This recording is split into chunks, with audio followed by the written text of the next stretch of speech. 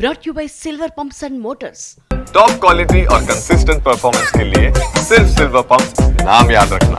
Secunderabad to Vizag సృష్టి test tube baby centre అరాచకాలు బయటపడుతున్నాయి. అసలు ఈ భాగవతమంతా జరిగింది వైజాగ్ లోనే. అక్కడ ఏం జరిగిందో మనం ఫోకస్ చేద్దాం.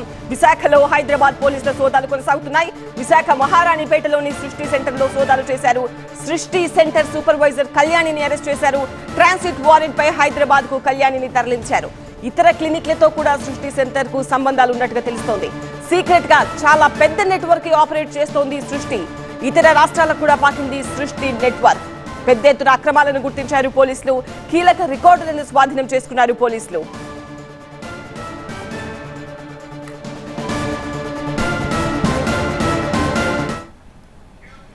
టీవీ9 వైజాగ్ రిపోర్టర్ ఖాజాతో మాట్లాడదాం. ఖాజా, సృష్టి టెస్ట్ ట్యూబ్ బేబీ సెంటర్ అక్రమాలు హైదరాబాద్ నుంచి విశాఖకు మాత్రమే కాదు ఇతర రాష్ట్రాలకు కూడా వ్యాపించినట్టుగా తెలుస్తోంది.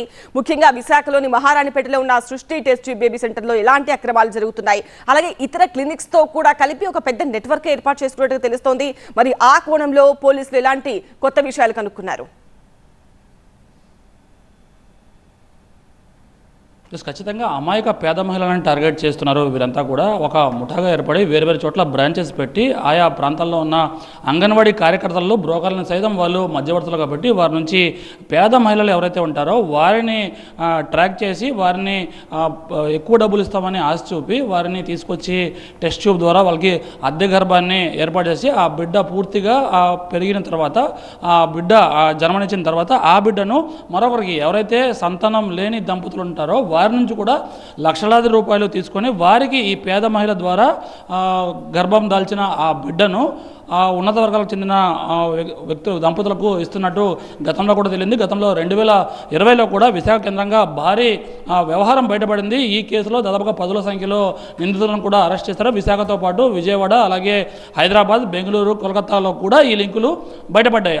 ఆ సమయంలో భారీగా ఈ కుంభకోణం బయటపడిన తర్వాత డాక్టర్ నమ్రతను కర్ణాటక నుంచి ట్రాన్సిట్ వారెంట్పై తీసుకొచ్చారు. ఆమెను అరెస్ట్ చేశారు. ఆమెకు సంబంధించిన మెడికల్ కౌన్సిలింగ్ లైసెన్స్ కూడా రద్దు చేశారు. ఆ కేసులో సుమోటోగా కేసు నమోదు చేసి దర్యాప్తు చేశారు. కేవలం ఈ మహారాణిపేటతో పాటు విశాఖలోని వివిధ పోలీస్ స్టేషన్లలో 2020లో కూడా కేసులు నమోదయ్యాయి. అయితే తాజాగా హైదరాబాద్ పోలీసులు బయటపెట్టిన వ్యవహారంతో ఒక్కసారిగా మళ్ళీ ఈ సృష్టి వ్యవహారాలు ఒక్కసారిగా వెలుగులోకి వచ్చాయి. సృష్టి సెంటర్లు ఎక్కడెక్కడ 2 తెలుగు రాష్ట్రాలతో పాటు వేరు వివిధ రాష్ట్రాల్లో కూడా ఉన్నాయో వాటిపై కూడా పోలీసులు ప్రత్యేకంగా దృష్టి సారించారు. నిన్న ప్రత్యేకంగా విశాఖలోని మహారాణిపేటలో ఉన్న ఈ సృష్టి రీసెర్చ్ సెంటర్ ఏదైతే ఉందో ఇందులో ప్రత్యేకంగా హైదరాబాద్ చెందిన పోలీసుల బృందం ఇక్కడ సోదాలు చేసింది. దాదాపుగా 10 నుంచి 12 గంటల పాటు నిర్విరామంగా సోదాలు చేసి రికార్డులు కూడా క్షుణ్ణంగా పరిశీలించింది. కంప్యూటర్ డేటాను ఎనలైజ్ చేసింది. దీంతో పాటు కీలక డాక్యుమెంట్లతో పాటు ఒక కీలక పత్రాలను అలాగే ఒక సమాచారాన్ని కూడా సేకరించినట్టుగా తెలుస్తుంది. దీంతో పాటు ఇక్కడ